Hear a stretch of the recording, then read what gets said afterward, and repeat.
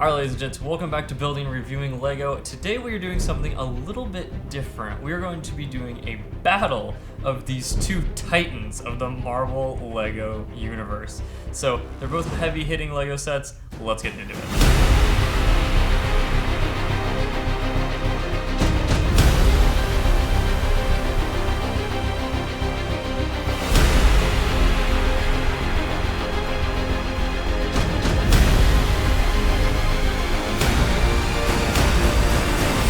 So I have some really easy categories we're going to go through, and we're going to see if the Avengers Tower is better than the Daily Bugle, or the other way around. Okay, so we're going to go to the first category, and that is how tall. Easily we know that the Avengers Tower is the winner of this one. So 33 inches versus 36 inches, so not much taller, but I think, personally, this one has a lot more, because really you're just counting the antenna on the Daily Bugle, where on this one you actually have a little bit of building. You can open up almost the very tip top of the tower. So I'm gonna say that for functionality, Avengers Tower for sure wins. Number 2, minifigs. Okay, so minifigs on the Daily Bugle, there are 25 minifigs. However, in Across the Spider-Verse, there is a scene where the Dune Buggy is sentient. So maybe they should have counted out the character.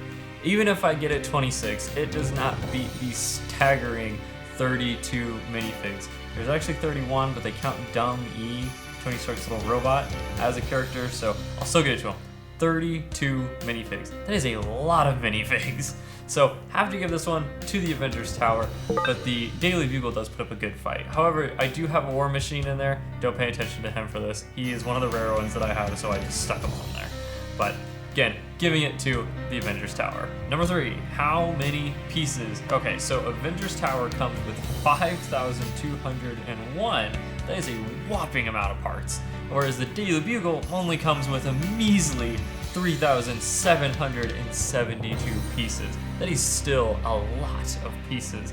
I remember building this with my girlfriend. We took 4 or 5 days to actually build this. We just did a modular part at a time, so you build the bottom and just stack it on top.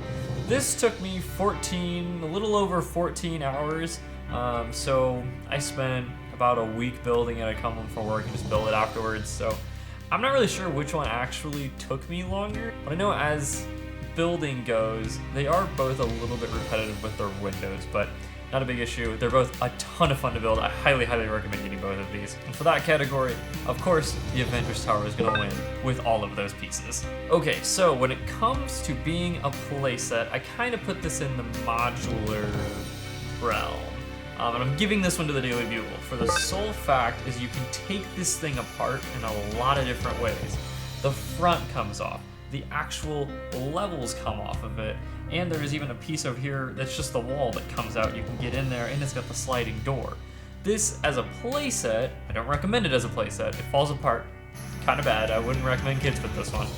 But as a playset, it does do really well with being able to gum apart. You can open it up, see where your minifigs are, and put them all the different ways you want them to. So I'm gonna give this one to the Daily Bugle because Avengers Tower really opens up only one way. It's kind of hard to get into as a playset, because it's really not a playset. Neither of these are playsets, but if you were to play with them, this one's definitely harder. You only can take off the front here, and at the top, there's a couple things that open, but it's still hard to kind of get into the back of the top of the tower. With these, there's so many cool details in these rooms, but it is hard to kind of get your hand back in some of these. So when it comes to setting up your minifigs inside, you can usually do it pretty easy in the front, but it's not, personally I think it's easier to set them up in the Daily Bugle. So giving it to the Daily Bugle. Now, of course, when it comes to placing all your minifigs in the various ways you can, I am going to give this one to Avengers Tower. Now, it is a little bit harder because, like I said, having the front come off, you can get into those rooms a little bit easier, and the tops come off, you can get into from the top usually. It is a little harder on Avengers Tower, but I think there is a lot more places, and they give you a lot more of those clear bits to place your figures and make it look like they're falling or flying. Well, I guess he's falling too. Flying! And you have the front part and the back part. There is no side parts. The alleyways are a little bit better on the Daily Bugle, more studs. but the tower is just so big they had to utilize the entire board. So gonna give that one to Avengers Tower. Okay, so on to something that you're not really seeing here is the instruction book. So I loved the instruction book for the Daily Bugle. It was a little bit bigger. It wasn't as many. It was one solid book, and there was a whole beginning part of came from the designers, and there's inspiration, and they tell a really good story with those instructions. There was a couple places in the Avengers booklets where they were you could hear the designers talking to you, but I don't know. To me, personally, I thought the instruction book for the Daily Bugle was better. So give me that one. Okay, so this one's kind of a weird one, but I did like it. On both of these towers, there is an area where the glass is broken, where Goblin is shooting out, and where the Hulk is catching onto the building. I'm gonna give this one to Avengers Tower for the sole fact you can fix this part. You can actually take those off, put in the windows, and that would fix the front of the building. Where on the Daily Bugle, it looks like there's a lot of pieces there and that you could put it all back together, but you can't. So there is a part of me that wishes I could put this back together. It's a very small thing, but it was one of those things I was looking at these towers and trying to compare them, and I thought of that. So let me tell me what you think about that. All right, so this is the first tie, is fun to build. These are both a tie. I had so much fun building both of these. I love building bigger sets, so when it came to seeing something start from nothing and go all the way up and it just kept going up, I really enjoyed building both of these sets. So giving this one a tie. And when it comes to extras, I gotta give it to Avengers Tower. Not counting the taxi, you do get the Leviathan, and you get the Quinjet. So you definitely get better extras than just a taxi. And some can argue that, well, you get some pieces up here, it's kind of not in the building. I don't know. I think extras not connected to the building kind of play things. Avengers Tower is winning that one. And another tie, how good it looks.